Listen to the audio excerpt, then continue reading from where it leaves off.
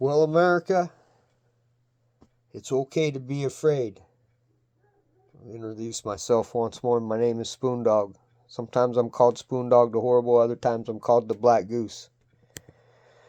I'm a strategist, and I would like to help our country.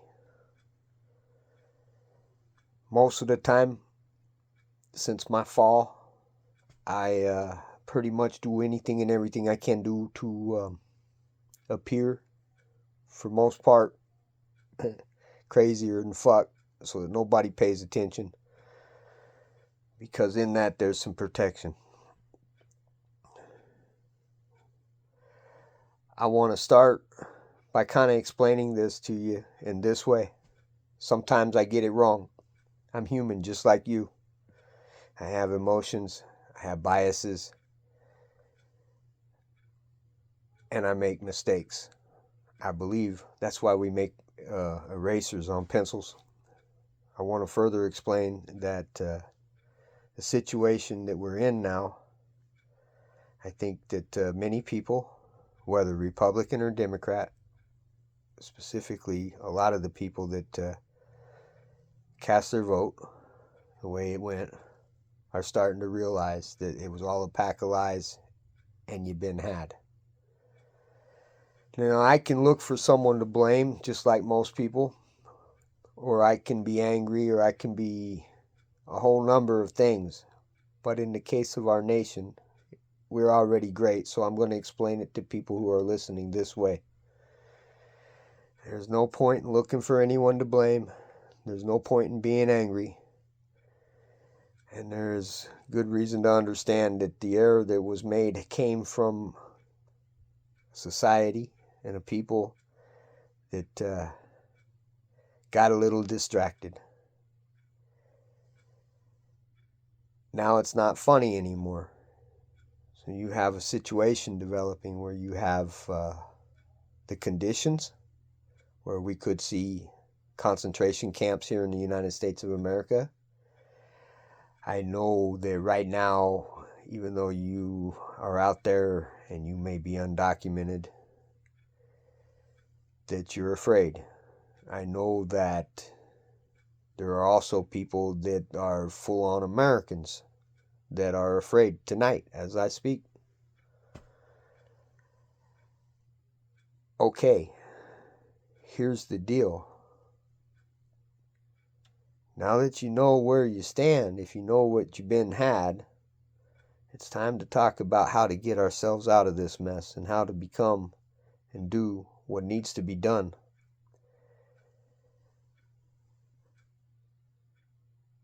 It's unfortunate because I think that the horses are out of the barn, ladies and gentlemen. There are 4 horses, all right? I'm going to identify the 4 horses. The Department of Defense,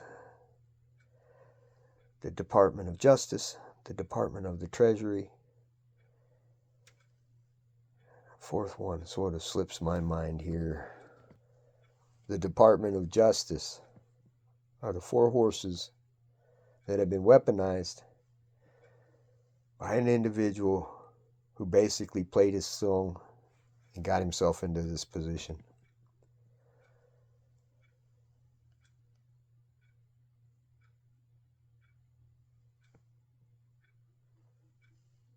A lot of people think, well, it's just going to be the Latinos that have come here that are undocumented. Okay, let's take this for a moment for what it's worth. What, when they're done with them, will they go to next? Most likely those that they disagree with, those that disagree with them, this being your new regime. And eventually, yes, LGBTQ and everything else. And if you're in one of those groups right now, it's okay to be afraid. You should be.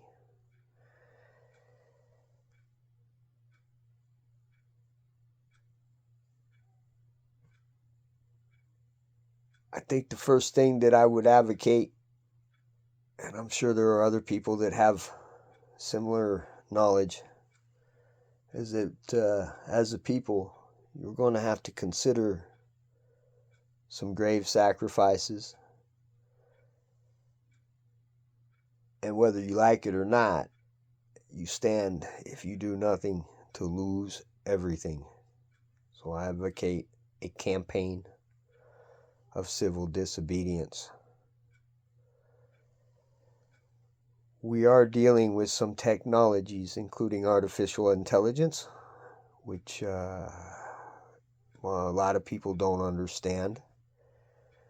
We may have some technologies that are far beyond what you see and understand. There's a new class of weaponry. This weaponry is probably the most scary because it's hard. You can't see it. You're not going to know it. There'll be some physiological changes. You might identify them. And so basically you're looking at that.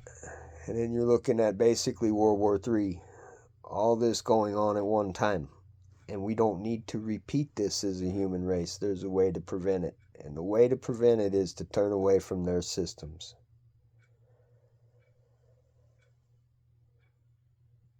Work together. And remember, above all, before we got to the point where we're at today, when my generation first picked up an Apple II and made Christmas trees, right? There was always a rule. You had to program the computer, not the other way around. And so basically, we have to unplug that technology. So get ready. It's going to get wild. Love one another, work together. Whatever you do, don't take the new RFID chips that they're getting ready to implant into your hands or your foreheads from sea to shining sea, and it's being done all over the world. All right? The best way I can explain that to the American people is everybody does it. They take their little dog Fifi into the veterinary's office, and we insert, it's about the size of a grain of rice, a radio frequency identification chip into the animal, which allows us to wand that animal, and it has further implications. It allows them to basically run a radio frequency beam all over the planet, find you in about 2 seconds. You can't run. So if you take that chip, then there is no resisting that system. I'm tired. I'd rather fly planes, hang out. Even though I never fit in, just sort of like, I think that there may have been a reason for that. So in the meantime, good luck, ladies and gentlemen. Communicate, but maybe tomorrow or the next day, maybe some of you will stay tuned and we'll talk a little more about this.